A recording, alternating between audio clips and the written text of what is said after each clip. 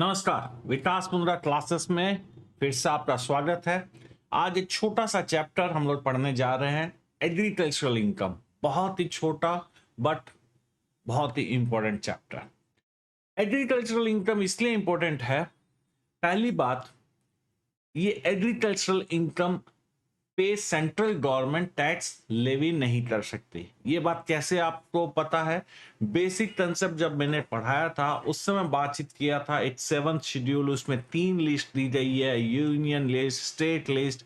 उस union list में central government को पावर मिला to levy tax on income. साथ में वर्डिंग थी other than agricultural income. That means central government is not authorized, not empowered to levy tax on agricultural income. यानी कि आपकी जो भी एग्रीकल्चरल इनकम होगी उस पर सेंट्रल गवर्नमेंट आपसे टैक्स ले ही नहीं सकती। इसलिए इन्होंने क्या किया, इस इनकम को एग्जेम्प्ट कर दिया। बट हाउएवर आपकी स्टेट गवर्नमेंट इस इनकम पर टैक्स लगा सकती है। आपको अपना स्टेट गवर्नमेंट का लॉ जरूर चेक करना चाहिए। आपकी पढ़ाई के लिए, सीएमए की पढ़ाई के लिए एग्रीकल्चरल इनकम एग्जेम्प्ट है। पर अब सर एग्जेम्प्ट है तो मेरा क्वेश्चन ये आता है, सर एग्रीकल्चरल इनकम कहते किसको है? मान लो मैं एक किसान हूं, मैं खेती किया, उस पे गेहूं उगाया, गेहूं को मार्केट में बेचा, ये मेरी एग्रीकल्चरल इनकम है। गेहूं को किसी दुकानदार ने खरीदा और उसने आपको रिटेलर को बेच दिया, वो भी तो प्रोडक्ट तो एग्रीकल्चरल गेहूं ही है। क्या उसकी भी इनकम एग्जेम्प्ट होगी? क्या उस बिजनेसमैन जो रिटेलर है, क्या उसकी भी इनकम एग्जेम्प्ट होगी? क्या सर इन्हीं सबको समझना पड़ेगा कि एग्रीकल्चरल इनकम कहाँ किसे जाता है।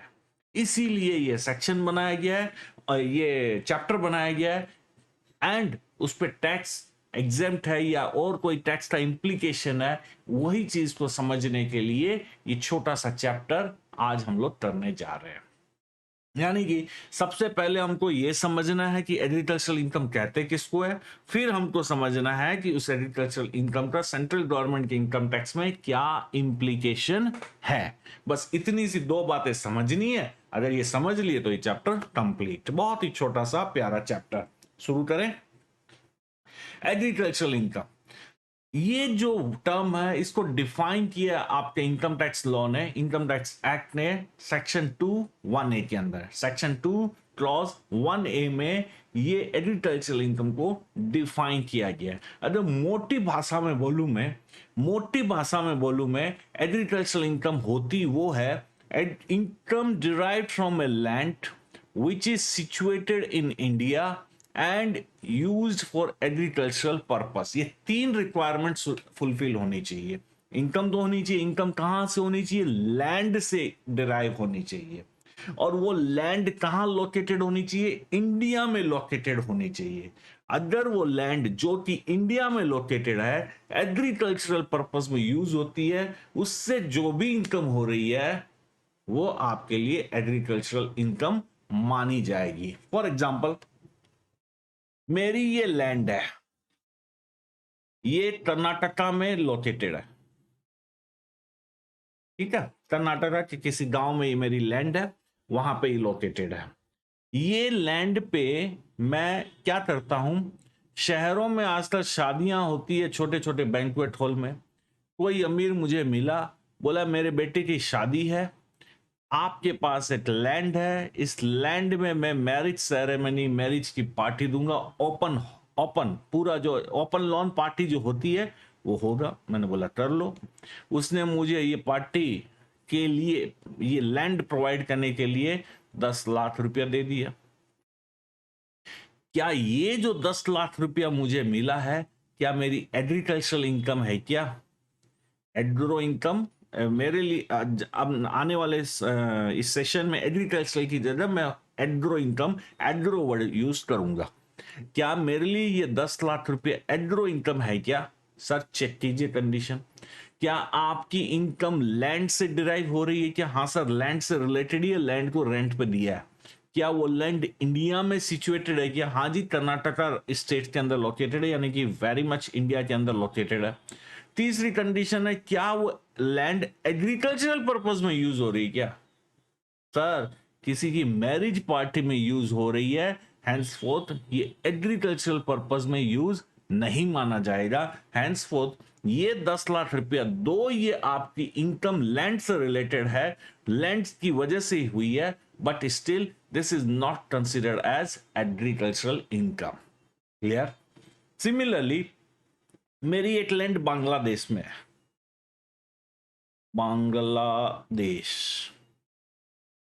बांग्लादेश में मेरी ये लैंड है, वहां पे मैं खेती बाड़ी करता हूं, खेती बाड़ी करवाता हूं या करता हूं, और उससे जो एग्रीकल्चर प्रोड्यूस हुआ, चावल हुआ, राइस हुआ, उस राइस को मैंने मार्केट में बेच दिया। अब ये जो मेरी इनकम है, क्या वो एग्रीकल्चरल इनकम है क्या? सर वापस से डेफिनेशन चेक कीजिए। Income derive from a land, obviously ये लैंड से ही इनकम आ रही है, लैंड से राइस बना, राइस को ही मैं लैंड से ऑब्वियसली पैडी आएगी, पैडी से राइस आता है, बट ये ड्यू प्रोसेस एक बार समझने के लिए मैं समझा रहा हूं कि राइस एग्रीकल्चरल प्रोडक्ट है, एग्रीकल्चरल इनकम मेरी हुई। बट क्या वो लैंड आपकी इंडिया में लोकेटेड है क्या? नहीं सर, ये लैंड मेरी बांग्लादेश में लोकेटेड है। भले ही बांग्लादेश में लोकेटेड लैंड से हम एग्रीकल्चरल पर्पस में यूज करते हुए इनकम अर्न कर रहा है, this is not treated as agricultural income. Agricultural income बनने के लिए लैंड से इनकम होनी चाहिए, वो लैंड इंडिया में सिचुएटेड होनी चाहिए, एंड वो लैंड एग्रीकल्चरल पर्पस में यूज होना चाहिए। बेसिकली ये तीन रिक्वायरमेंट, ये तीन कंडीशन फुलफिल होगी, तभी वो जो इनकम आप डिराइव कर रहे हो वो एग्रीकल्चरल इनकम कही जाएगी, अदरवाइज एग्रीकल्चरल इनकम नहीं कही जाएगी। क्लियर? ये बात ध्यान रहेगा। अब इसकी पूरी डिटेल डेफिनेशन हम लोग पढ़ने जा रहे हैं। ये एक मोटी भाषा की डेफिनेशन है, अल्टीमेटली मीनिंग यही है, लेकिन और थोड़ा टेक्निकल डेफिनेशन ये है, एनी रेंट और revenue derived from such land is also treated as agricultural income. Basic ये है। उसके साथ में मान लो ये मेरी लैंड है जो राजस्थान में लोकेटेड है, ओके, मैं राजस्थान जाता नहीं हूं, पर मेरी लैंड है, एग्रीकल्चरल लैंड है, मैंने क्या किया, वो लैंड को मिस्टर एक्स को रेंट पे दे दिया, भाई तुम साल का मुझे 25,000 रुपया दे देना, इस लैंड पे जो आपको उगाना है उगाइए, जो भी फसल है वो आपकी, मुझे साल का 25,000 रुपया दे देना। ये जो रेंट मुझे मिल रहा है, रेंट जो मिल रहा है एग्रीकल्चरल लैंड जो कि इंडिया में लोकेटेड है, जो कि एग्रीकल्चर पर्पस में यूज करने के लिए ही मैंने दिया है, ये 25,000 shall also treated as my agricultural income. ये 25,000 रुपया भी मेरे लिए एग्रीकल्चरल इनकम माना जाएगा। क्लियर है? दूसरा, कभी कभी क्या होता है कि मैंने इस मिस्टर एक्स ने कहा सर मैं कैश तो आपको नहीं दे पाऊंगा, मान लो इसमें जो भी फसल होगी, 60% मैं रख लूंगा, 40% मैं आपको दे दूंगा।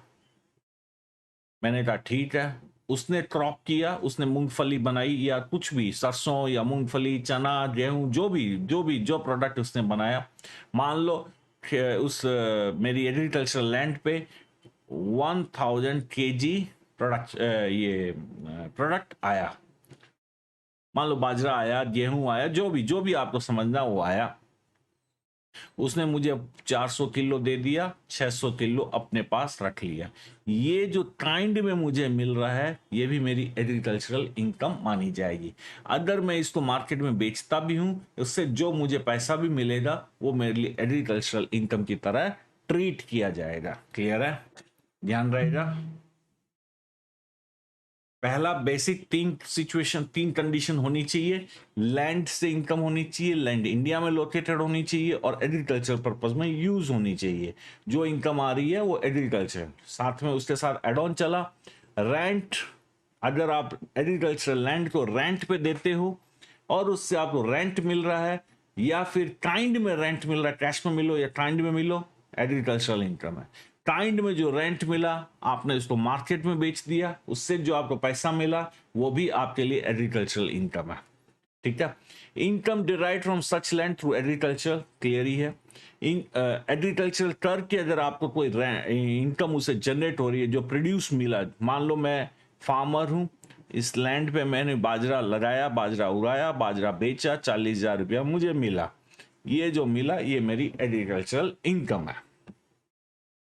income derived by sale of agricultural produce or by process ordinarily employed to render the produce fit for market and sale by cultivator or receiver of rent in kind. क्या कहना चाह रहा है?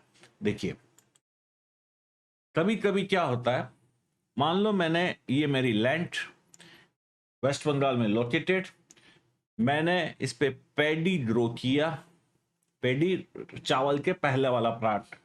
एक्चुअल में जब चावल पेडी को प्रोसेस करने से चावल आता है, खेत में पेडी बनता है, पेडी उगता है, पेडी मुझे मिला। एक्चुअल में कह रहा है कि जो प्रोडक्ट लैंड से आएगा उसी को आपको सेल करना है, उसी को सेल करके जो इनकम आएगी वही आपकी एग्रीकल्चरल इनकम है। ठीक है, बेसिकली यही सिचुएशन है। बट अब मेरी प्रॉब्लम यह है कि मुझे मिला है पेडी, जमीन से मुझे मिला है पेडी, पर पेडी खुद अपने आप में मार्केटेबल नहीं है। अगर मैं इस पेडी को अगर कुछ मैकेनिकल प्रोसेस करके राइस में कन्वर्ट कर दूं और इसको मार्केट में बेचूं, तो ये जो मैकेनिकल प्रोसेस भी है, ये जो मैकेनिकल प्रोसेस वाला पार्ट भी आपके लिए एग्रीकल्चरल इनकम मान लिया जाएगा। मैं दो एग्जांपल लेता हूं। एक ही एग्जांपल पेडी का हुआ, मेरा खेत पेडी आया, पेडी इटसेल्फ मार्केटेबल नहीं है, मैंने राइस में कन्वर्ट किया एंड मार्केट में बेचा। ये इंटायर प्रोसेस में जो भी मुझे इनकम हो रही है, हर चीज मेरी एग्रीकल्चरल इनकम है। दूसरा केस, मेरा खेत, मेरा ये एग्रीकल्चरल लैंड यूपी में गन्ना बहुत हुआ है, मैंने शुगर केन को नहीं बेचा, मैंने थोड़ी होशियारी दिखाई, शुगर केन से शुगर बनाया, बनता तो उसी से ही है, जैसे पेडी से राइस बना वैसे शुगर केन से शुगर बनी, एंड शुगर को मार्केट में बेच रहा हूं। यहां पे दिक्कत है इनको। क्या दिक्कत है सर? आपका जमीन से क्या आया सर? शुगर केन आया। शुगर केन क्या इटसेल्फ मार्केटेबल प्रोडक्ट है या नहीं है? हाँ सर, खुद भी मार्केटेबल प्रोडक्ट है। बस आपको बस यहीं तक की एग्रीकल्चरल इनकम है। इस शुगर केन को अगर मार्केट में बेचते तब तक आपकी जो कमाई हो रही है वो एग्रीकल्चरल है। इसके बाद में आपने जो मैकेनिकल प्रोसेस करके शुगर बनाया, मैन्युफैक्चरिंग किया, शुगर को प्रोड्यूस किया, इस एक्टिविटी से जो आपकी इनकम होगी वो नॉन एग्रो है। ये नॉन एग्रो इनकम है, यहां तक के लिए एग्रो है। आई बात समझ में? अगर जो जमीन से स्प्राउट हो रहा है, जो उगा रहे हो, वो मार्केटेबल है, तो उसी को ही बेचने से जहां तक कमाई होगी वही आपके लिए एग्रो इनकम है। उसके बाद फर्दर प्रोसेसिंग करते हो, वो फर्दर प्रोसेसिंग से अगर कोई कमाई हो रही है, that is not considered as your agriculture income. लेकिन अगर जो जमीन से आ रहा है वो प्रोडक्ट मार्केटेबल नहीं है, उस सिचुएशन में अगर आप उस पर कोई मैकेनिकल प्रोसेस करते हो एंड कोई दूसरा प्रोडक्ट, फाइन प्रोडक्ट बनाते हो, वो पूरा मैकेनिकल प्रोसेस समेत सारा प्रोसेस आपके लिए एग्रीकल्चरल इनकम की तरह ट्रीट किया जाए। जो भी इनकम होगी उस प्रोसेस में entire income shall be treated as your agricultural income. Clear है? तीसरा केस क्लियर है? ये किसके लिए अवेलेबल है ये फैसिलिटीज? ये कल्टीवेटर के लिए या जो मुझे रेंट काइंड में मिला, उन सब के लिए ये दोनों सिचुएशन आपको एग्रीकल्चरल इनकम बना के देगी। यानी कि अगर मैं मोटी भाषा में कहूं, अभी तक पहला केस, लैंड होना चाहिए, इंडिया में होनी चाहिए, एग्रीकल्चरल पर्पस में यूज होनी चाहिए। अब इस लैंड से अगर मुझे रेंट मिलता है, रेंट कौन सा? एग्रीकल्चरल पर्पस के लिए मैंने भाड़े पे दिया। इससे रेंट मुझे दो टाइप का मिल सकता है, कैश या फिर काइंड। कैश में मिला, ये मेरा एग्रो इनकम। काइंड मतलब मैंने शेयर किया, जो भी उगेगा 60-40 कर लेंगे, 30-70 वॉट एवर भी परसेंटेज मैंने शेयर किया। अब ये जो प्रोडक्ट हो रहा है ये मार्केटेबल है, इटसेल्फ मार्केटेबल है या नॉन मार्केटेबल है? अगर मार्केटेबल है, इसको मैंने बेच दिया, इसको मैं डायरेक्ट सेल कर सकता हूं, जो भी इनकम हुआ एग्रो इनकम। अगर मैकेनिकल प्रोसेस करके बेच रहा हूं, कुछ दूसरा फाइन करके, तो ये यहां तक का जो प्रोसेस है ये एग्रो है, और उसके बाद ये नॉन एग्रो है। और नॉन मार्केटेबल है, मैकेनिकल प्रोसेस करो, ये जितना भी मैंने सेल किया सारा एग्रो इनकम है। और यही कहानी अगर मैं खुद कल्टीवेटर हूं, तब भी यही एपिसोड एप्लीकेबल है। क्लियर? यानी कि मैं रेंट मुझे नहीं, यहां पे मैं रेंट नहीं, मैं खुद अपनी जमीन पर अपना खेती बाड़ी कर रहा हूं और मुझे जो भी प्रोडक्ट आएगा इसी थ्योरी के हिसाब से आपको एग्रो इनकम या नॉन एग्रो इनकम क्लासिफाई करनी रहेगी। क्लियर? चलिए, फिर एक फोर्थ और केस है, any income derive from a building subject to fulfilment of the following condition. ये क्या है? जनरली अगर आप देखोगे, ये मेरा खेत है, इस खेत में एक छोटी सी बिल्डिंग टाइप की या झोपड़ी टाइप की या एक छोटा घर बना रहता है। ये खेत में क्यों बनाया जाता है? एक तो टूल्स इसमें आप रख सकते हो, स्टोर कर सकते हो। दूसरा, जो फसल होगी टेम्पररी स्टोरेज में काम आता है। कोई रहता है, रात को रहना पड़ता है, अगर गांव में जाओगे तो जनरली खेत में कोई जानवर ना आ जाए इसलिए रात को कुछ लोग रहते हैं, तो उनके रहने के लिए भी ये काम आता है। ठीक है, ये रेसिडेंस नहीं है, ये रहने के बस रात गुजारनी है वहां पे, इसलिए रात को रहते हैं। जनरली बेसिक यूज है टूल्स एंड स्टोरेज के लिए। ये जो बिल्डिंग है, ये तो अगर आप ये रेंट पे दे रहे हो तो ये लैंड भी जा रहा है, साथ में आपका बिल्डिंग भी जा रहा है। ठीक है, ये लैंड से जो आपकी इनकम हो रही है मानते एग्रीकल्चर, लेकिन ये बिल्डिंग का जो रेंट आपको मिल रहा है ये तो एग्रो इनकम नहीं होना चाहिए। बट इसी का ही इन्होंने एक्सेप्शन निकाला कि अगर ये बिल्डिंग की लोकेशन कुछ इस तरीके से है जो मैंने बताया, खेत के अंदर लोकेटेड है, एज ए ड्वेलिंग हाउस उसको यूज किया जा रहा है, ये रिक्वायरमेंट अगर फुलफिल कर दे तो ये जो बिल्डिंग से भी जो इनकम होगी वो भी आपके लिए एग्रीकल्चरल इनकम मान ली जाएगी। क्या कंडीशन है? Any income derive from a building subject to fulfilment of the following condition. The building should be occupied by the cultivator or receiver of renting kind. Clear? उसी वही ऑक्यूपाई करेगा उसको। The building should be on or immediate vicinity of the land being situated in India and used for agricultural purpose. ये जो building होनी चाहिए ये जमीन के आसपास होनी चाहिए। ऐसा नहीं कि जमीन है मेरी मुंबई में और ये बिल्डिंग है मेरी कोलकाता में, ये क्या ड्वेलिंग हाउस की तरह यूज हो सकता है? क्या नहीं हो सकता। इसलिए ये इमीडिएट विकनिटी में होनी चाहिए, यानी कि जमीन के आसपास होनी चाहिए। लॉजिकल है। The building should be used as a dwelling house और स्टोर हाउस और other out building.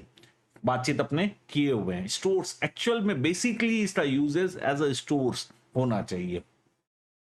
The land is either situated in rural area or if it is situated in urban area then it should be assessed to land revenue or local tax। यानी कि ये जो land अगर आपकी rural area में located है fine, और अगर अर्बन एरिया में लोकेटेड है तो ये जो लैंड है इसके ऊपर जो लोकल टैक्स बनता है, जो कॉर्पोरेशन टैक्स होता है, वो उसके लिए एसेसेबल होना चाहिए। अगर ये रिक्वायरमेंट फुलफिल होती है तो ये जो बिल्डिंग से भी जो आपको कमाई होगी वो भी हम लोग एग्रीकल्चरल इनकम मानेंगे। बी केयरफुल, ये चारों कंडीशन सिर्फ उस बिल्डिंग की इनकम के लिए है। बाकी आप अगर लैंड जो कि इंडिया में लोकेटेड है एग्रीकल्चरल पर्पज में यूज भाड़े पे देते हो या उसको यूज करते हो, उसके लिए लोकल टैक्स लैंड रेवेन्यू का कहीं कोई जिक्र नहीं है। हो या नहीं हो हमको कोई फर्क नहीं पड़ता। ये चार कंडीशन सिर्फ उसी के लिए, क्या चीज को एग्रीकल्चरल इनकम मानने के लिए चार कंडीशन फुलफिल करनी है। ओनली बिल्डिंग से रिलेटेड जो इनकम होनी है उनको एग्रीकल्चरल इनकम प्रूफ करने के लिए आपको ये चार रिक्वायरमेंट फुलफिल करनी है। अगर मैं कहूं मेरे पास एक एग्रीकल्चर लैंड है, इंडिया में लोकेटेड है, एग्रीकल्चर पर्पस में यूज होता है, अर्बन एरिया में है, पर लैंड रेवेन्यू के लिए एक्सेस या लोकल टैक्स अप्लीकेबल नहीं है या मैं नहीं देता, स्टिल जो भी इनकम होगी वो मेरे लिए एग्रीकल्चरल इनकम होगी। बट उस लैंड के ऊपर एक बिल्डिंग लोकेटेड है, वो बिल्डिंग को लेकर, उस बिल्डिंग की इनकम को लेकर प्रॉब्लम है। आई बात समझ में? यानी कि ये 4 कंडीशन सिर्फ आपको बिल्डिंग से जो इनकम हो रही है, जो खेत में आपकी बिल्डिंग बनी हुई है, झोपड़ी बनी हुई है, उससे जो इनकम हो रही है, वो आपकी एग्रो इनकम है या नहीं है, सिर्फ उसी को जस्टिफाई करने के लिए 4 कंडीशन है। लेकिन जो मेन जो लैंड है, उससे जो इनकम होनी है, उससे जो एग्रीकल्चर पर्पज में यूज होने से जो इनकम होगी, वो आपके लिए एग्रो इनकम है। वो चाहे लैंड रेवेन्यू के लिए एक्सेस हो या नहीं हो, या रूरल एरिया में हो या अर्बन एरिया में हो, hardly matters to us. Clear है? अब क्वेश्चन उठता है, अर्बन लैंड किसको कहते हैं? यहां पे अर्बन एरिया को स्पेसिफाई किया गया है। अर्बन एरिया का मतलब है कोई भी लैंड जो किसी एक ऐसी म्यूनिसिपैलिटी या कंटेनमेंट बोर्ड या कमिटी, टाउन एरिया कमिटी में लोकेटेड हो जिसकी पॉपुलेशन 10,000 या उससे ज्यादा की, 10,000 या उससे ज्यादा का कोई भी म्यूनिसिपैलिटी या नोटिफाइड एरिया या कॉरपोरेशन या टाउन एरिया, उसमें अगर आपकी लैंड लोकेटेड है तो हम मानेंगे कि आपकी लैंड अर्बन एरिया में लोकेटेड है। उसके साथ ही इतना ही नहीं, मान लो ये आपकी लैंड है और यहां म्युनिसिपल कॉर्पोरेशन है। ये लैंड तो इस म्युनिसिपल कॉर्पोरेशन में लोकेटेड है, ये म्युनिसिपल कॉर्पोरेशन, ये आपकी लैंड है। क्या ये इस म्युनिसिपल कॉर्पोरेशन की पॉपुलेशन है से 15,000?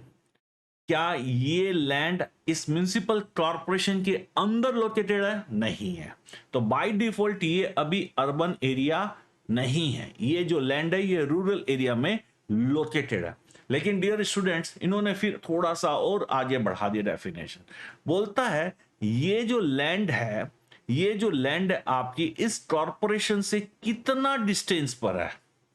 अंदर है तब तो बाय डिफॉल्ट वो है ही अर्बन एरिया, बट अगर बाहर है तो कितनी डिस्टेंस है? इस कॉर्पोरेशन की सराउंडिंग की कुछ किलोमीटर्स के डिस्टेंस तक हम लोग एग्रो इनकम ही एग्रो अर्बन एरिया ही मानेंगे। इस म्युनिसिपल कॉर्पोरेशन के कुछ एक्सटेंड, कुछ डिस्टेंस तक, कुछ आउटर लिमिट से कुछ और दूरी तक जो जमीन है, जो प्लेस है, जो एरिया है, इसको अर्बन एरिया की तरह ट्रीट करेंगे। कब करेंगे आइए बात कर लेते हैं। देखिए, अगर आपकी उस म्युनिसिपल कॉर्पोरेशन जो आपके पास में है उसकी पॉपुलेशन 10,000 से 1 लाख आदमी की है, तो 10,000 से 1 लाख आदमी की है, तो मान लीजिए ये आपका म्युनिसिपल कॉर्पोरेशन और यहां पे लैंड, ठीक है, ये कॉर्पोरेशन है और ये आपका लैंड है। अब इस कॉर्पोरेशन की पॉपुलेशन 10,000 से 1 लाख के आदमी के बीच की है, देन यहां से यहां का डिस्टेंस अगर 2 किलोमीटर ही है, यहां से यहां का डिस्टेंस 2 किलोमीटर ही है, तो ये लैंड अर्बन एरिया है।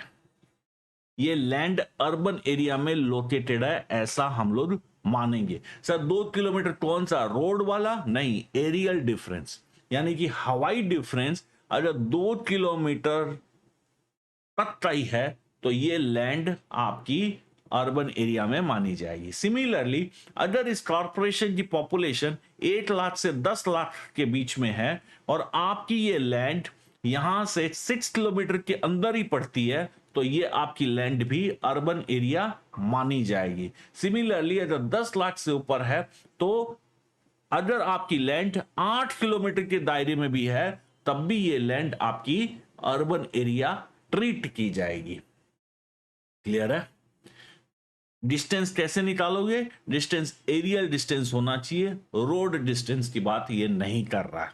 सिंपल सा अगर बातचीत करें, अगर मैं कोलकाता में रहता हूं या मुंबई में रहता हूं, प्रॉपर मुंबई जो है वो तो है ही, जो मुंबई डिस्ट्रिक्ट जिसको बोलते हैं वो तो मुंबई होता ही है, वो म्यूनिसिपालिटी है, वो तो मुंबई है ही।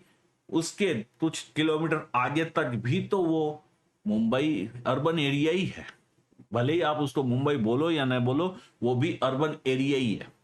सिमिलरली आप जिस एरिया में रह रहे हो, आपका कॉर्पोरेशन क्या पॉपुलेशन चेक करो, उस कॉर्पोरेशन की बाउंड्री लाइन से इतना किलोमीटर और तक को, किसी केस में 2, किसी में 6, किसी में 8, वहां पर अगर आपकी लैंड लोकेटेड है तो वो भी अर्बन एरिया में लोकेटेड लैंड मानी जाएगी, वो रूरल एरिया की लैंड नहीं मानी जाएगी।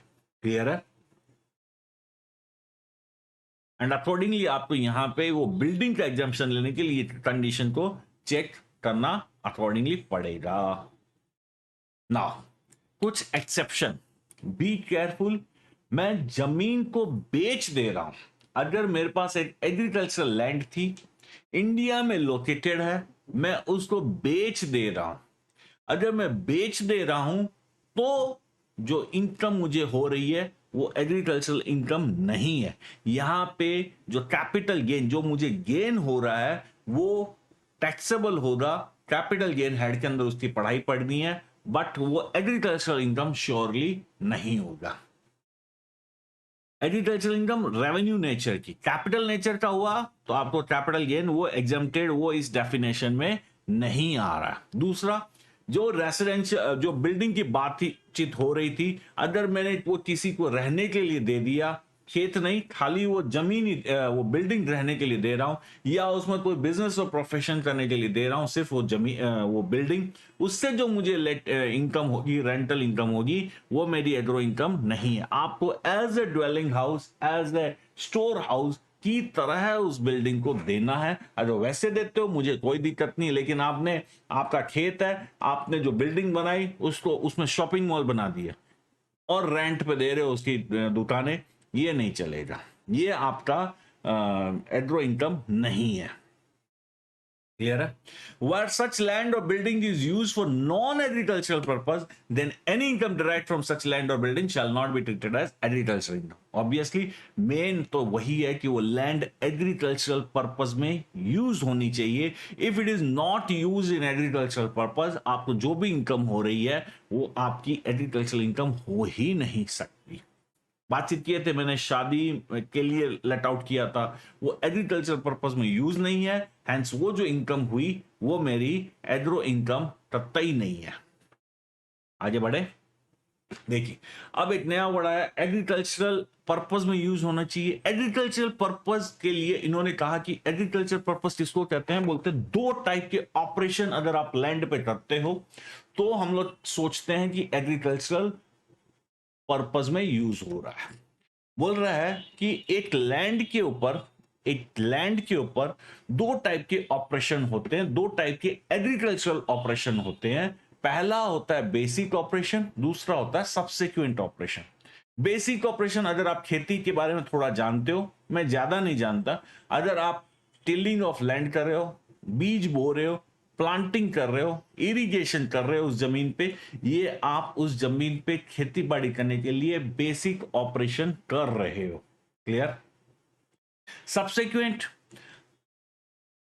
जमीन पे जंगल उगाया, काट दिया, ठीक है, आप प्रोडक्ट जो आया उसको प्रोसेस कर रहे हो ताकि आप मार्केट में उसको बेच सको, ऐसे नहीं बिक रहा है। आप खाली सॉइल पे खड्डा खोद रहे हो, या प्रूनिंग कर रहे हो, या कटिंग कर रहे हो, खाली सिर्फ यही एक्टिविटी कर रहे हो, इनको इन्होंने कैटेगराइज किया सबसिक्वेंट ऑपरेशन। अब इनका यूज किया देखो, खेती बाड़ी किसको कहते हैं, अगर आज जमीन है, बरसात होती है, कुछ इधर उधर दाना गिर जाए तो ऑटोमेटिकली कुछ तो उगी आता है। बंजर नहीं हो जमीन तो कुछ न, उपजाऊ जमीन हो तो कुछ ना कुछ तो उगी आ जाए, कुछ नहीं तो घास ही उग जाएगी। मानते हो कि नहीं मानते हो? दैट मीन्स, और उस घास को अगर आप बेचते हो तो क्या एग्रीकल्चरल यूज हुआ क्या उसका? बोलता है नहीं, आपको मेहनत करनी है उस जमीन पे, उस मेहनत से जो आएगा, उससे जो कमाई हो रही है वो एग्रीकल्चरल पर्पस माना जाएगा। आप अपना लेबर पुट ऑन कर रहे हो और उससे होनी चाहिए, तभी ये एग्रीकल्चरल पर्पस माना जाएगा।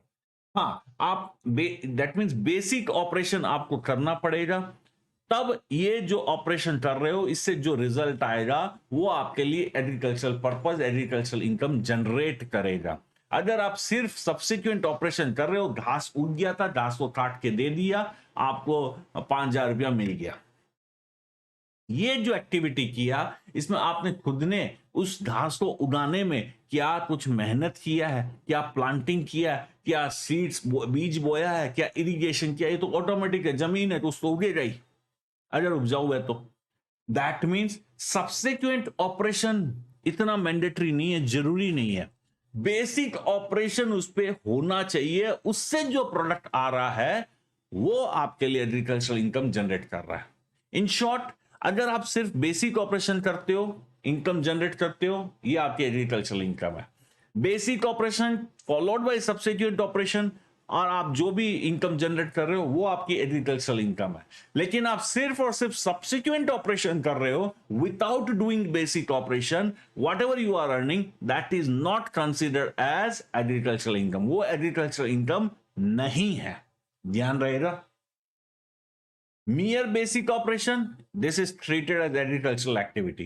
Mere subsequent operation, this is not treated as agricultural activity. Subsequent operation together with basic operation, yes, this is agricultural activity. ध्यान रहेगा, हम खाली खड्डा खोदते हैं या खाली जो ऑटोमेटिक जो उगा हुआ है उसको काट के दे देते हैं, ये सिर्फ सब्सिक्वेंट ऑपरेशन की निशानी है। ये आप एग्रीकल्चरल एक्टिविटी लैंड पे नहीं कर रहे हो।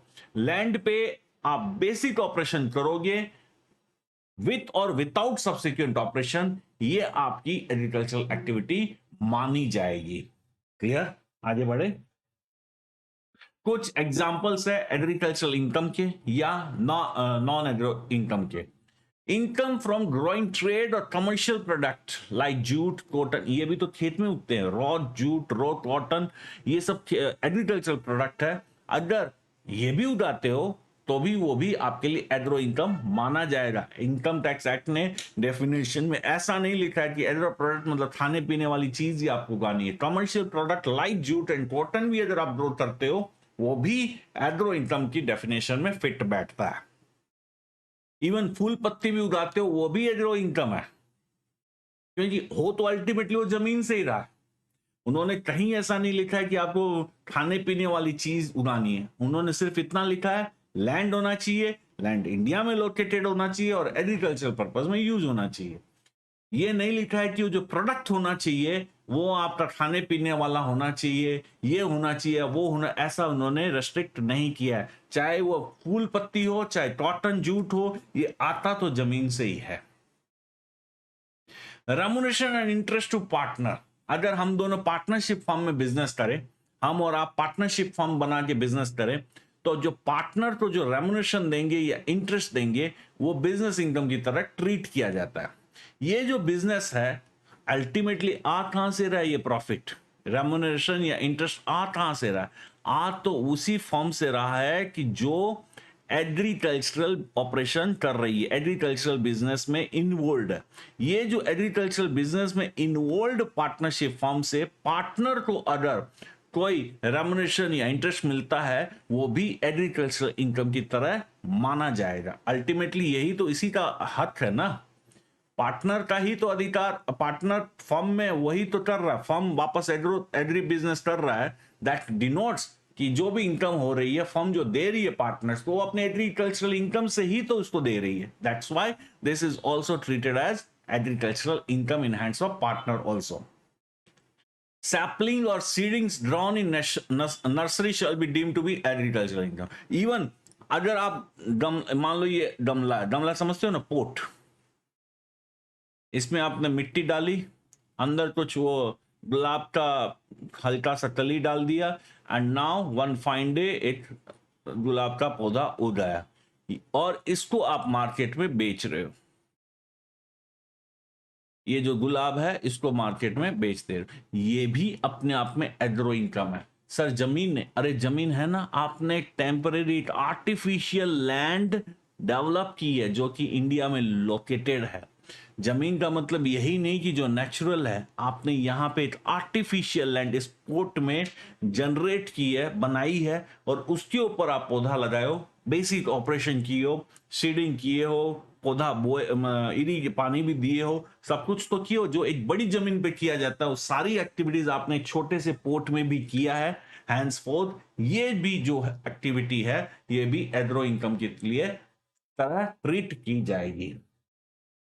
कुछ एग्जांपल नॉन एग्रीकल्चरल इनकम के,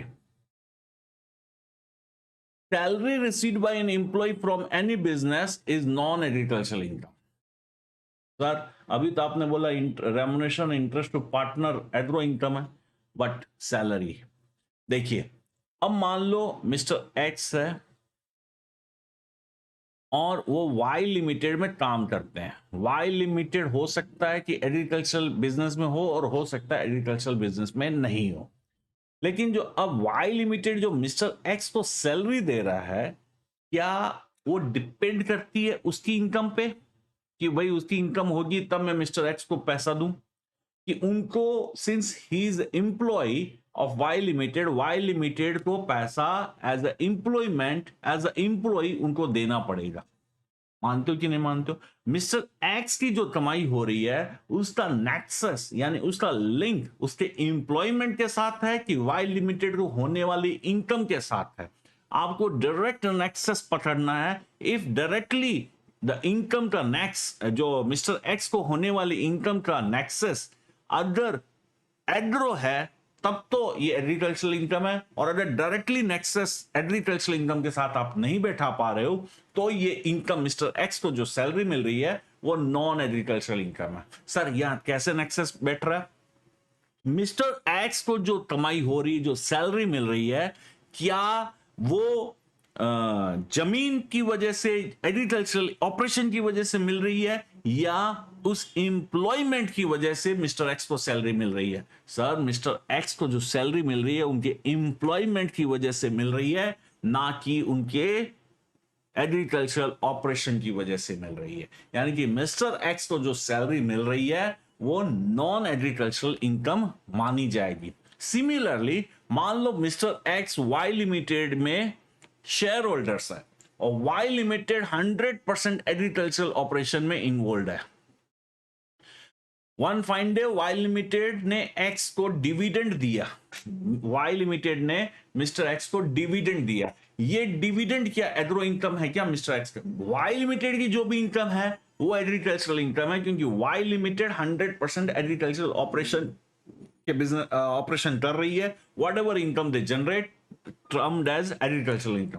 उस एग्रीकल्चरल इनकम से मिस्टर एक्स को डिविडेंड दिया गया। क्या मिस्टर एक्स के हैंड में जो डिविडेंड आया वो एग्रीकल्चरल इनकम माना जाएगा? सर डायरेक्ट नेक्सस सोचिए, मिस्टर एक्स का जो डिविडेंड है वो उस एग्रीकल्चरल ऑपरेशन के ऊपर डिपेंड है कि इनके पैसे लगाने के ऊपर डिपेंड है। इन्होंने वाई लिमिटेड में पैसा लगाया है, इस वजह से इनको डिविडेंड मिल रहा है। डायरेक्ट पहला नेक्सस तो वही है।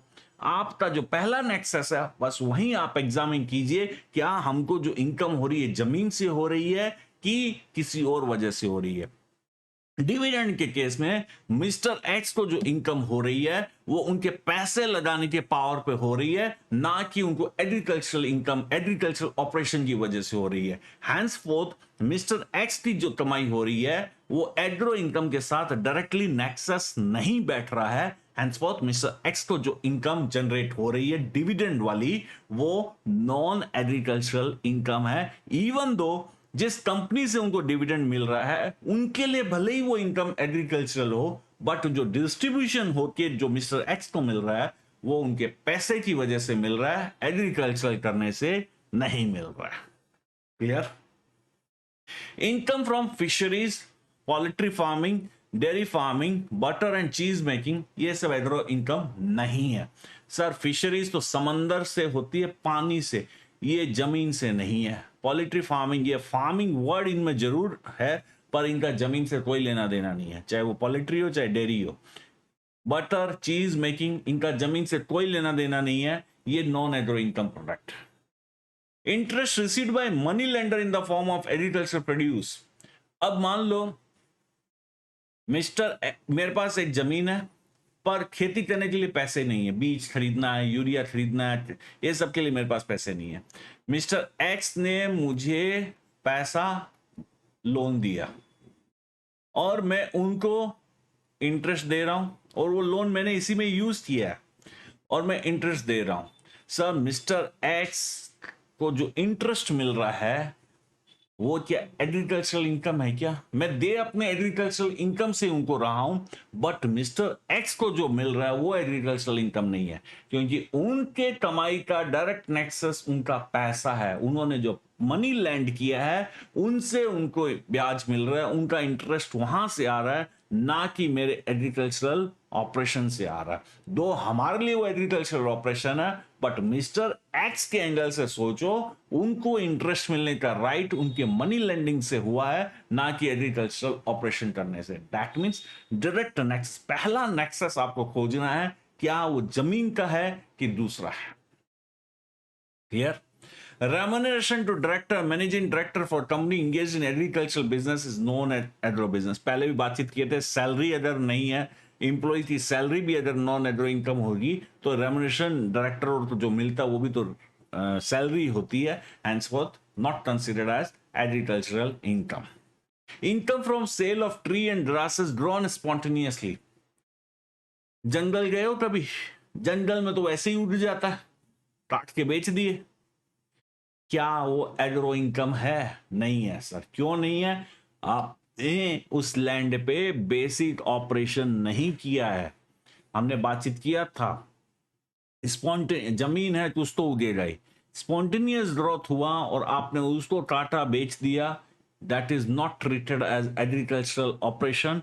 आपकी एग्रीकल्चरल एक्टिविटी नहीं है, हैंसफोर्थ ये इनकम भी एग्रीकल्चरल इनकम नहीं मानी जाएगी। बातचीत किए थे, ये सब्सिक्वेंट ऑपरेशन आपने किया है, उस जमीन पे बेसिक ऑपरेशन आपने किया नहीं है, हैंसफोर्थ जो कमाई हो रही है आपको वो एग्रो इनकम नहीं है। कुछ और बातें हैं, और भी एग्जाम्पल्स और मिलेंगे आपको, अलग अलग एग्जाम्पल्स, बहुत सारे एग्जाम्पल्स मिलेंगे एग्रो नॉन एग्रो। आपको बेसिकली यही माइंडसेट के साथ ये थ्योरी अप्लाई करनी है कि जो इनकम हो रही है वो एग्रो इनकम है या नॉन एग्रो इनकम है। Got it? नाउ कुछ सिनेरियो में इन्होंने कुछ रूल्स इजी कर दिया।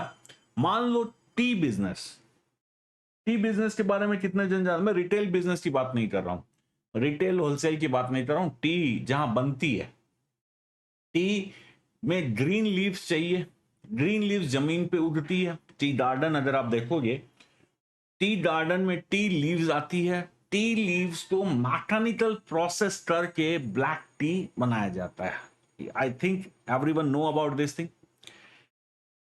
ग्रीन लीव मैं यहां पे ड्रॉ करके बता दूं, पहला प्रोसेस, ये टी गार्डन, इस पे बेसिक ऑपरेशन सब्सिक्वेंट ऑपरेशन सब कुछ करते हैं तो टी लीव्स आता है, मेरे को टी लीव मिलता है जिसको हम लोग ग्रीन लीव बोलते हैं। ग्रीन लीव मिला, ग्रीन लीव को फर्दर प्रोसेस किया जाता है, प्रोसेस किया जाता है फैक्ट्री में, प्रोसेस करने के बाद हमको ब्लैक टी मिलती है जो हम लोग जिससे चाय हम लोग बना के पीते हैं।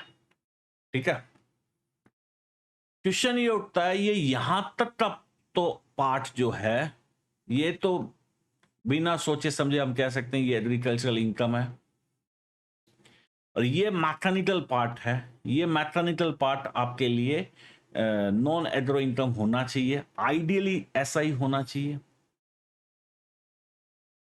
Got my point?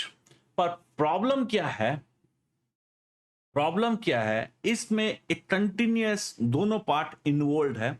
यहां पे अब ये ग्रीन लीव, मान लो इस कंपनी को ग्रीन लीव उगाने से लेकर ब्लैक टी बेचने वाले बिजनेस में, यानी कि the company is grower of green leaf as well as manufacturer of black tea. इस पूरे इंटायर प्रोसेस में 1 करोड़ रुपए की कमाई हुई। अब यहां पे ये डिफरेंशिएट करना कि इस 1 करोड़ की कमाई में एग्रो इनकम कितना और नॉन एग्रो इनकम कितना, थोड़ा सा डिफिकल्ट है। Got my point? मैं क्या कहना चाह रहा हूं, इस 1 करोड़ की कमाई को चाहे ग्रो वाला एक्टिविटी से लेकर ब्लैक टी तक वाली जो प्रोसेस है उनको मिलाकर इस कंपनी को 1 करोड़ की अर्निंग हुई। इस 1 करोड़ में यहां तक के प्रोसेस की जो अर्निंग होती वो एग्रो इनकम है, और इसके बाद वाले प्रोसेस की जो अर्निंग है वो नॉन एग्रो इनकम है। अब क्वेश्चन अराइज होता है, इस 1 करोड़ में एग्रो इनकम और नॉन एग्रो इनकम को सेग्रीगेट कैसे करें? तो इन्होंने बहुत आसान रास्ता कुछ इंडस्ट्री के लिए बना दिया। If you are a grower as well as manufacturer tea of tea, in situation इस जो प्रॉफिट, पहले प्रॉफिट निकाल लीजिए, इस प्रॉफिट का 60% बोलिए कि एग्रो इनकम है और 40% बोलिए बिजनेस इनकम है, यानी कि टैक्सेबल इनकम है। क्लियर? यानी कि पहले आप भूल जाइए कि कुछ एग्रो नॉन एग्रो होता है। आप अपने बिजनेस का, बिजनेस क्या चीज था आपका? Growing and manufacturing T. आप उस बिजनेस का प्रॉफिट कंप्यूट कर लीजिए। सिंपल 60% बोलिए एग्रो इनकम, 40% बोलिए non agro income. Got it? Clear है? प्रॉब्लम क्या थी वो भी क्लियर है, क्योंकि ये 1 करोड़ को हम कैसे सेग्रीगेट करें, इसमें से एग्रो इनकम कितना और उसमें से नॉन एग्रो इनकम कितना, इसलिए इन्होंने एक फॉर्मूला दे दिया 60% और 40%। सिमिलरली, लेकिन एक चीज ध्यान रखना, मैं खाली ग्रोइंग करता हूं, मैं खाली टी तो ग्रो करता हूं, ग्रीन लीफ ग्रो किया और इसको बेच देता हूं, मेरी 100% इनकम एग्रीकल्चरल इनकम है, मेरी 100% इनकम एग्रीकल्चरल इनकम है। और दूसरा, मैंने एक्स लिमिटेड को ग्रीन लीफ बेच दी और वो उसको प्रोसेस करके फैक्ट्री में प्रोसेस करके ब्लैक टी बना रही है, इसका सारा इनकम नॉन एग्रो इनकम है। Got it? अगर ये दोनों काम एक ही जन कर रहा है 60-40 करना है, लेकिन अगर ये दो काम अलग अलग कर रहा है, से ये काम मिस्टर ए कर रहा है और ये काम ए लिमिटेड कर रही है, ए लिमिटेड का 100% इनकम नॉन एग्रो है और मिस्टर ए का 100% इनकम एग्रो है। और अगर एक ही जन कर रहा है ये पूरा प्रोसेस, ये ग्रीन टी उगाने से लेकर ये पूरा प्रोसेस एक ही कंपनी करे, मान लो बी लिमिटेड, उसके लिए ये 60-40 एप्लीकेबल होगा। क्लियर? सिमिलरली ये रूल 8 है। सिमिलरली रूल 7A में लिखा है, अगर SSC growing and manufacturing rubber में इन्वॉल्व हो तो इंस्टेड ऑफ 60-40 65% एंड 35% कर लीजिएगा। Very simple. अगर assessee coffee growing and manufacturing coffee in India में इन्वॉल्व हो, उस सिचुएशन में कॉफी अगर grown and cured by seller in India 75 और 25% में बांट लीजिएगा। 75% is agro income, 25% is non agro income. और अगर coffee grown cured roasted grounded और चिचोरी मिला मिलू के अगर आप करते हो या फ्लेवरिंग मिला मिला के करते हो, तब ये रेशियो 60-40 कर लीजिएगा। दैट मीन्स 4 इन्होंने रेशियो दिया है। चारों की कॉमन कंडीशन है, ग्रोइंग एंड मैन्युफैक्चरिंग इंडिया में होनी चाहिए। ग्रोइंग एंड मैन्युफैक्चरिंग इंडिया में होना चाहिए। रूल 8 टी के लिए बोलता है 60-40। ग्रोइंग एंड मैन्युफैक्चरिंग दोनों एक्टिविटी में आप इंगेज होने चाहिए। 7A रबर के लिए बोलता है 65-35। कॉफी, नॉर्मल कॉफी बना रहे हो 75-25, और अगर कॉफी में कुछ मिक्सिंग करके बना रहे हो तो 60-40। क्लियर है? ध्यान रहेगा। और इसके अलावा कोई केस हो, जैसे मैंने एग्जांपल लिया शुगर केन का, जैसे मैंने एग्जांपल लिया शुगर केन का, मेरा ये खेत, इसमें शुगर केन बना और इसको मैंने प्रोसेस करके शुगर बनाया। Now I am engage in the business of growing sugar cane and manufacturing sugar.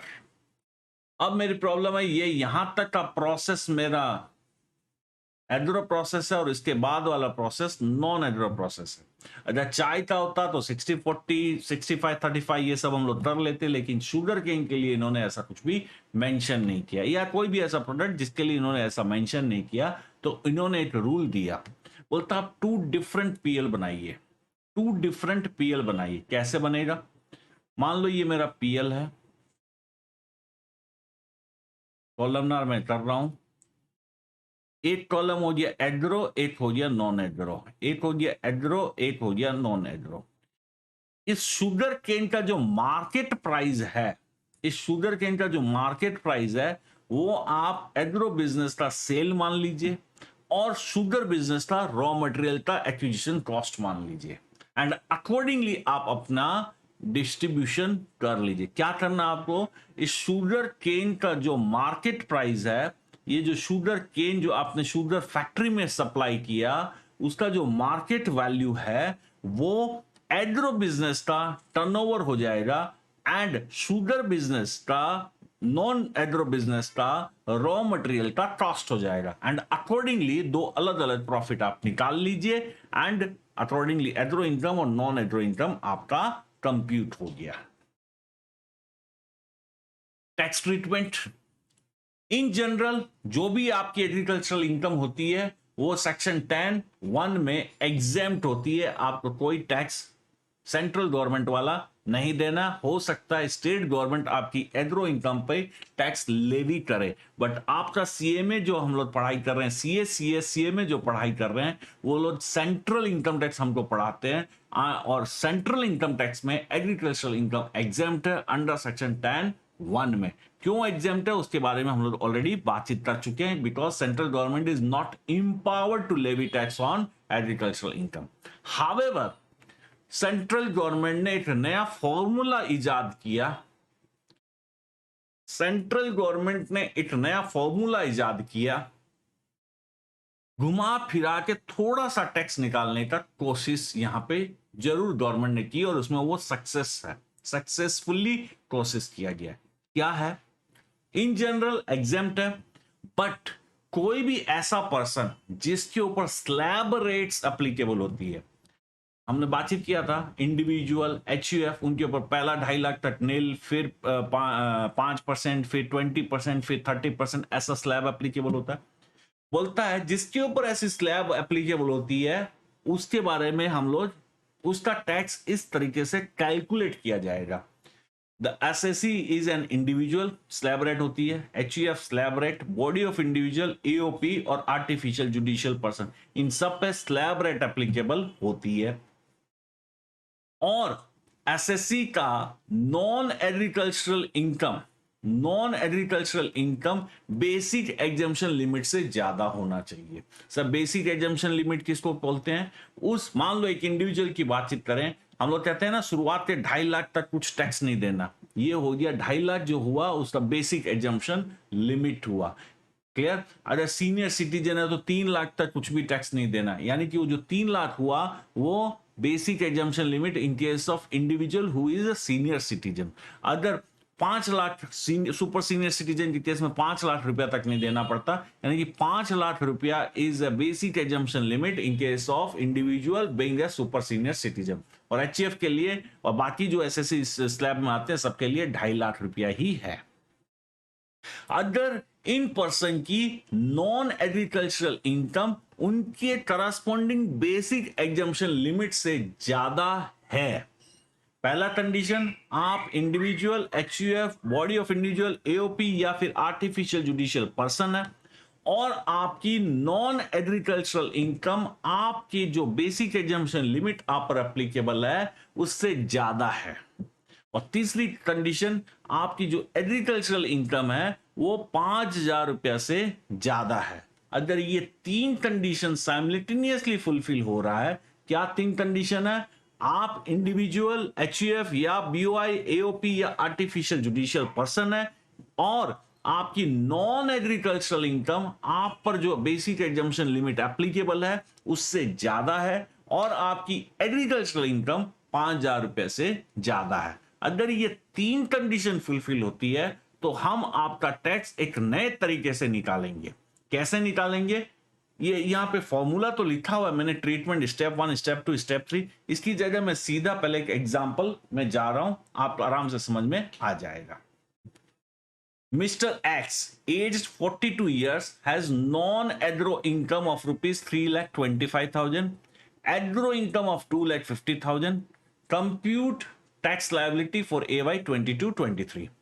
Ideally, ये एक इंडिविजुअल है, 42 ईयर्स, यानी senior citizen, super senior citizen है नहीं। इनकी नॉन एग्रो इनकम है 3,25,000 और एग्रो इनकम है 2,55,000। आइडियली इस 2,55,000 को एग्जेम्प्ट कर देना चाहिए, कोई भी टैक्स नहीं लेना चाहिए, और इस 3,25,000 पे हमको टैक्स निकालना चाहिए। शुरुआत का 2.5 लाख नील एंड बाकी का 75,000 पे 5% की रेट, एंड फिर 87A का रिबेट इनको मिलना चाहिए। 87 रिबेट माइनस करने के बाद हेल्थ एंड एजुकेशन से 4% चार्ज करना चाहिए। सरचार्ज और अगर अप्लीकेबल हो तो सरचार्ज भी चार्ज करना चाहिए। आइडियली ऐसे ही करना चाहिए, बट यहां गवर्नमेंट क्या करती है, एक चालाकी खेली। क्या क्या आप एक इंडिविजुअल एचयूएफ या AOP BY artificial judicial person में से कोई है? यस सर, मैं एक इंडिविजुअल हूं। क्या आपकी non agricultural income basic assumption limit से ज्यादा है? हाँ जी है, बेसिक एजम्पशन लिमिट मेरे केस में 2.5 लाख है। और मेरी नॉन एग्रीकल्चरल इनकम 325 है, जो कि 2.5 लाख से ज्यादा है। क्या आपकी एग्रीकल्चरल इनकम 5,000 रुपए से ज्यादा है? हाँ जी, मेरी एग्रीकल्चरल इनकम 5,000 रुपए से ज्यादा है। यानी कि आप ये तीनों कंडीशन फुलफिल कर रहे हो। अगर ये तीनों कंडीशन फुलफिल हो रही है तो टैक्स इस तरीके से आपको निकालना है। कैसे? सबसे पहला स्टेप, ये जो नॉन एग्रो इनकम आपकी है और ये जो एग्रो इनकम आपकी है, इन दोनों को आप ऐड कर लो, इन दोनों को आप जोड़ लो। मैंने जोड़ा, 325 और 255 टोटल होता है 580। इस 580 पे आप टैक्स कैलकुलेट कर लो। 580 पे वही स्लैब रेट अप्लाई करके टैक्स कैलकुलेट कर लो। 580 पे मैंने स्लैब रेट अप्लाई किया, पहला 2.5 लाख नील, नेक्स्ट 2,50,000 5%, और बाकी बचा 80,000, उस पे 20%, टोटल आया 28,500। कैसे आया? मैंने स्लैब रेट अप्लाई किया है, सेकेंड क्लास में हम लोगों ने डिस्कशन किया है। शुरुआत का 2.5 लाख तक नील, नेक्स्ट 2.5 लाख 12,500, 5% की रेट, बाकी बचा 80,000। इस 80,000 का 20%, 80,000 का 20% होता है 16,000, 16 12 28,500, यही 28,500 मैंने लिखा है। सर इतना स्टेप वाइज दिखाया नहीं आपने। सर अब आप, पहला चैप्टर में मैंने पूरा हर tax calculation step by step किया, अब आप थोड़ा सा समझ गए हो तो ये कैलकुलेशन बाईपास करके डायरेक्ट फिगर मैंने यहाँ पे लिखा है। क्लियर? पहला स्टेप आप क्या किए हो, नॉन एग्रो इनकम और एग्रो इनकम को जोड़ा, जोड़ के उस पे टैक्स कैलकुलेट कर लिया, जो कि आया आपको 28,500। इस टैक्स अमाउंट से आप लेस कीजिए। क्या लेस करना है? एग्रीकल्चरल इनकम आपका कितना है सर? 255। इस 255 में आप बेसिक एग्जम्पशन लिमिट जो आपके ऊपर एप्लीकेबल है वो जोड़ लीजिए। हम पर sir basic exemption limit applicable है 2,50,000। ठीक है, इस 250 में 255 आप ऐड किया तो मेरा इनकम बना 5,05,000। 255 plus basic exemption limit 2,50,000, total income बना 5,05,000। इस 5,05,000 का भी आप टैक्स निकाल लीजिए। 5,05,000 का टैक्स कैसे निकालेंगे? वही स्लैब, पहला 2.5 जीरो, फिर 2.5 5%, बैलेंस जो 5,000 हुआ उसके ऊपर 20%, टोटल टैक्स आया 13,500। ये जो आपने पहले टैक्स निकाला था 28,500, उसमें से 13,500 माइनस कर लीजिए, बाकी जो बचा वो आपका टैक्स है। अब आ गया आपके पास 15,000 रुपया का टैक्स लायबिलिटी। उसमें से अगर 87A आपको रिबेट मिलनी चाहिए तो ले लीजिए। सर 87A का रिबेट मिलेगा क्या? हाँ सर, ये तो एग्जेम्प्ट है, इसके ये सिर्फ टैक्स निकालने के लिए हम लोग यूज कर रहे हैं, ये हमारा इनकम में काउंट नहीं होगा। ये जो एग्रो इनकम है ये हमारी इनकम में काउंट नहीं होगी, सिर्फ टैक्स निकालने के लिए हम लोग यूज कर रहे हैं। मेरी इनकम तो 3,25,000 है, जो कि 5 लाख से कम है। मैं एक इंडिविजुअल हूं, मैं एक रेसिडेंट इंडिविजुअल हूं, मेरी इनकम 5 लाख से कम है। हाँ जी, कम है। अगर ये सिचुएशन है, I am eligible for rebate under section 87A। मैंने 12,500 रुपया माइनस कर लिया 87A का, बचा 15 में से 12,500 गया, 2,500 रुपया बचा। इसके ऊपर एजुकेशन सेस दिया 100 रुपया, टोटल मेरा टैक्स बन गया 2,600 रुपया। अगर मैं यही टैक्स अगर प्लेन तरीके से निकालता, ये सब फटता नहीं होता, तो मेरा क्या होता? 325 पे मुझे टैक्स देना है, इस पे मुझे टैक्स देना ही नहीं होता। 325 पे टैक्स यानी कि 75, 2.5 लाख पर तो जीरो, फर्स्ट 2,50,000 पर नील, और इस 75,000 पे 5% देना होता, यानी कि होता कुछ 3750। 3750 टोटल, 87A का रिबेट मिलता 3750, मेरा टैक्स आता जीरो। लेकिन ये जो इन्होंने मेथड निकाला ये इसको पहले प्लस करो फिर माइनस करो, ये जो मैकेनिज्म निकाला, कुछ नहीं से आपको टैक्स कितना देना पड़ रहा है? 2600 रुपया। पहले नॉर्मल सिनेरियो बोल भले ही रहा है कि एग्रीकल्चरल इनकम एग्जेम्प्ट है, बट इसका इफेक्ट देखिए, आपकी स्लैब जो है बढ़ा दे रहा है, आपकी जो स्लैब है उसको इंक्रीज कर दे रहा है। उस इंक्रीमेंट की वजह से आपके ऊपर टैक्स लायबिलिटी 2600 रुपए की आ गई। अगर आप ये मेथड फॉलो नहीं करते तो आपका टैक्स इस तरीके से कैलकुलेट होता जो कि नील आता। लेकिन गवर्नमेंट इज वेरी क्लेवर, इन्होंने क्या किया, इन्होंने एक नया फॉर्मूला निकाला जिससे कि आपका स्लैब बढ़ गया। आपका जो पहले स्लैब 5% या 5% में आता था, उसकी जगह कुछ इनकम आपकी 20% वाले स्लैब में चली गई। इस वजह से आपका टैक्स बन रहा है और आप कुछ अमाउंट जो कि पहले नील था, नाउ यू आर पेइंग 2600 रुपया to the government as a tax. Government तो हैप्पी होना ही है। Got it? क्लियर है? यानी कि हमने क्या करना है, 3 रिक्वायरमेंट अगर मेरी फुलफिल होती है तो मुझे टैक्स इस तरीके से निकालना है। पहला स्टेप, एग्रो इनकम और नॉन एग्रो इनकम को आप जोड़िए और उस पर टैक्स निकाल लीजिए। फिर आप एग्रो इनकम और मैक्सिमम जो आपका बेसिक एग्जम्पशन लिमिट है उसको जोड़िए, उस पर टैक्स निकालिए और पहला जो टैक्स निकाला था उसमें से इसको घटा दीजिए। वो आपका टैक्स आएगा। उसमें अगर 87 ए मिलना चाहिए तो ले लीजिएगा, सरचार्ज लगना चाहिए तो लगा दीजिएगा, और एजुकेशन सेस तो लगना ही है। आई बात समझ में? आज मेरा agricultural income chapter pack. Next class में एक आध सम और बनाएंगे एग्रीकल्चरल इनकम में, और फिर हम लोग चले जाएंगे सैलरी चैप्टर में। हेड्स ऑफ इनकम का पहला हेड सैलरी में। Thank you. अगर कोई क्वेरी हो, कोई क्वेश्चन हो, आप चैट में जरूर मैसेज कीजिए। अपना इंटरेक्शन हर समय बना रहे, इसका ध्यान रखिए। अगर कोई आपका फ्रेंड्स करना चाहता है तो उसको भी ऐप के बारे में बताइए। ऑब्वियसली फीस तो पेमेंट करनी ही चाहिए। Thank you.